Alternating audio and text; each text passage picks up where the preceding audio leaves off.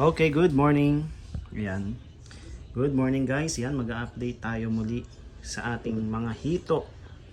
Ayan, matagal-tagal tayong hindi nakapag-update, nakakapag-upload ng video dahil sobrang busy po natin. Marami po tayong ginagawa. Pero ngayon, ayan, bibigyan ko na naman po kayo ng update patungkol dito sa ating mga alagang hito. So ito po ay mga breeder. Ayan, almost 1.5 year na po ang edad po nitong mga ito. Okay, so nakakulong sila dito. Ayan, concrete po ito, nasa concrete. At yan, kinokondisyon natin sila for about 1 month. Sa pagkokondisyon po, pagagandahin lang po muna natin yung katawan ng mga isda bago natin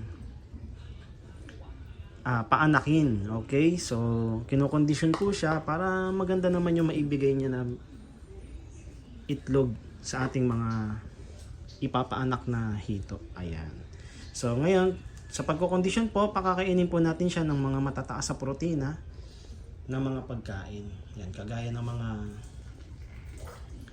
mataas sa protina na feeds. Okay? Mataas sa protina na ito, kagaya nito. Ayan, bituka ng mga isda. Ayan. Okay, so ito, naglinis kasi tayo ng isda kanina.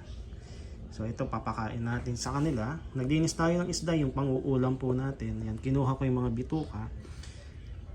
Mga hasang, isama na rin natin. Kesa sa itapon, ilagay na lang natin sa ating mga hito.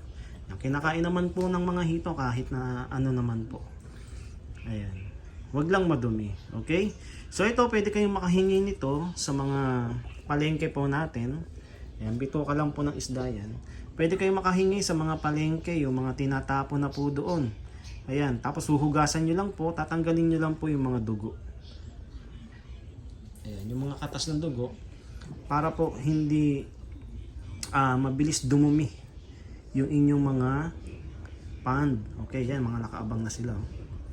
Ayan, para hindi po mabilis dumumi yung inyong pond, para hindi po mamaho, tatanggalin nyo po yung mga dugo. Lilinisan nyo po, babanlawan nyo po, aalisin nyo po yung mga dumi doon sa mga hihingin yung bituka ng isda sa palengke. Okay? Ayan, mataas po sa protein na ito, kaya napakaganda po nito na ipakain sa mga hito. Mabilis din lalaki yung inyong mga hito, lalo yung mga fingerlings ninyo. Napakabilis din pong lalaki. Okay? So magpakain po kayo minsan, paminsan-minsan, wag lang puro feeds. Wag lang puro feeds ang inyong ipakain. Ano? Magpapakain din kayo ng mga yan, bituka ng isda. Okay? Ayan, pakain natin. Okay, ang galing. At talagang gutom sila. Talagang gustong-gusto nila yung mga ganitong klase ng pagkain. Ayan, hasang lang po yan. Ayan. So, kaysa sa itapon, yan, hingin nyo na lang po dun sa palengke. Kung malapit naman po kayo sa palengke, yan, libre na po yung pagkain nyo ng mga halaga nyong hito. Ayan, makakatipid kayo sa feeds dahil napakamahal na po ng feeds ngayon. Huwag lang puro feeds, samahan nyo rin po ng bituka ng isda. Okay? Mataas sa protina. Yan, mataas sa protina. The same time, kapag mataas sa protina, mabilis po yan lalaki yung mga alaga nyong isda. Okay? Tapos, nakakatipid pa kayo. Ayan, nahihingi lang yan sa palengke. Yan, hindi po masela ng hito. Kahit ano po kinakain yan, huwag lang madumi. Ano po? Wag lang madumi. Siyempre, kinakain din po yan ng tao. Dapat malinis din po ang inyong ipapakain.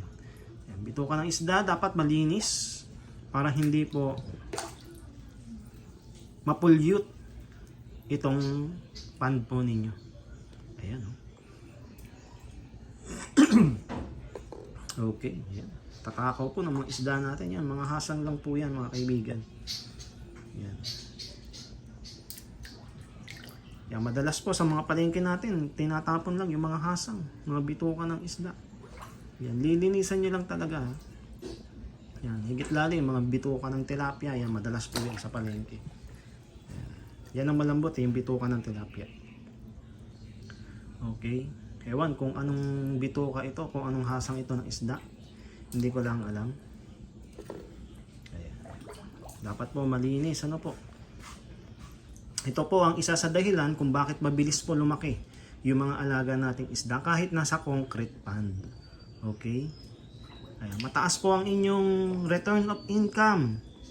Okay, mataas po ang balik ng inyong pera kapag naibenta nyo na po yung mga hito, kapag mga bituka ng isda po ang inyong ipapakain. Dahil